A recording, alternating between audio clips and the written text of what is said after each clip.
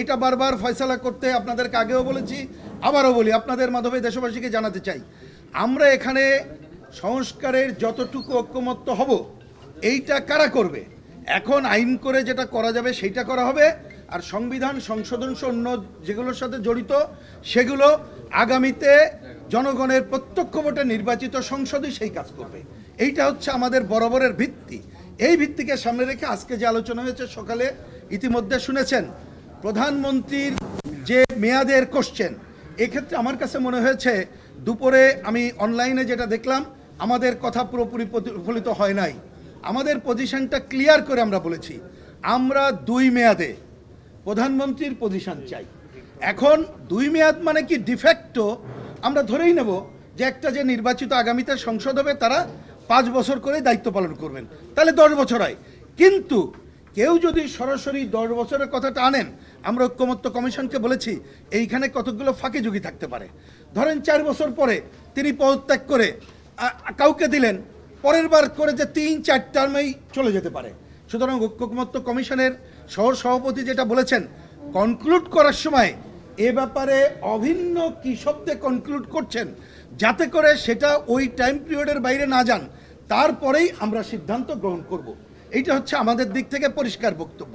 সুতরাং এইটা যদি কেউ কোনোভাবে বলেন যে না 10 বছরের ব্যাপারে 1-2টা দল সে ঐক্যমত্য হয়েছে, এইটার সাথে আমরা একমত না। এটা গেল এক। 3 নম্বর এবং শেষ করছেন, সেটা হচ্ছে আমাদের কাছে আমরা মনে করি এইটা হচ্ছে আমাদের পুরো আলোচনার অন্যতম গুরুত্বপূর্ণ বিষয়। সেটা হচ্ছে যে সংবিধানের মূলনীতির প্রশ্ন। এটা মনে রাখতে হবে। আমরা ঐক্যমত্য কমিশন আলোচনা এখানে যে দলগুলো আছি আমরা সবাই কিন্তু অভিন্নভাবে বলেছিলাম।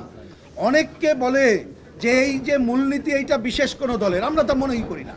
কারণ আমরা মনে করি 1000 বছরের আন্দোলন, ব্রিটিশ বিরোধী সংগ্রাম, পাকিস্তানের যে 24 বছর আন্দোলন করেছিলাম তাতে 54 যুক্তফ্রন্টের 21 দফা, তারপরে আপনার 69 11 দফা, তার মধ্যে যেটা ছিল তার প্রতিফলন ঘটেছে সংবিধানের 4 মূলনীতিতে।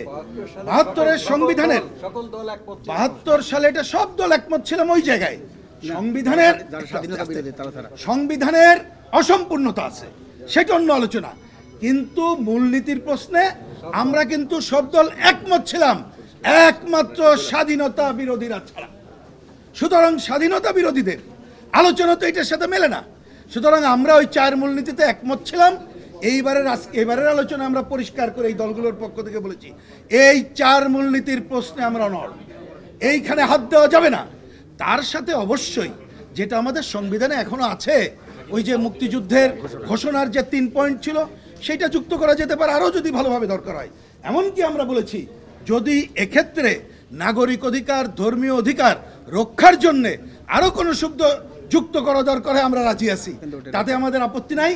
কিন্তু 4 মূলনীতি বাদ দিয়ে অন্য কিছু আমরা গ্রহণ করতে পারি না, কারণ এইটা বাংলাদেশের মূল ভিত্তি। এই ভিত্তির বাইরে কোনো কিছু হলে এই ঐক্যমত্য আসলেই হবে না। তাই ইতিমধ্যে শুনেছেন যে ঐক্যমত্য কমিশনের সহসভাপতি বলে গেছেন তারা আগামী দিনে এ বিষয়ে সবাই আলোচনা করে ধারণ করে কি আনেন সেইটার উপরে ভিত্তি করে আমরা আগাবো। আমি আশা করব আপনাদের মাধ্যমে আমাদের বক্তব্যের প্রকৃত প্রতিফলন দেশবাসীর কাছে ঘটবে। এবং আমরা মনে করি, একথাও বলি, এই যে আমরা যে প্রস্তাবগুলো করছি, শুরু যেটা বলেছি, এগুলো ঐক্যমত্য করব এই লক্ষ্যে আগামীতে নির্বাচিত সংসদ যাতে করে তারা দায়িত্বশীল আচরণ করে, এটাই হচ্ছে আমাদের মূল কথা। ধন্যবাদ সবাই।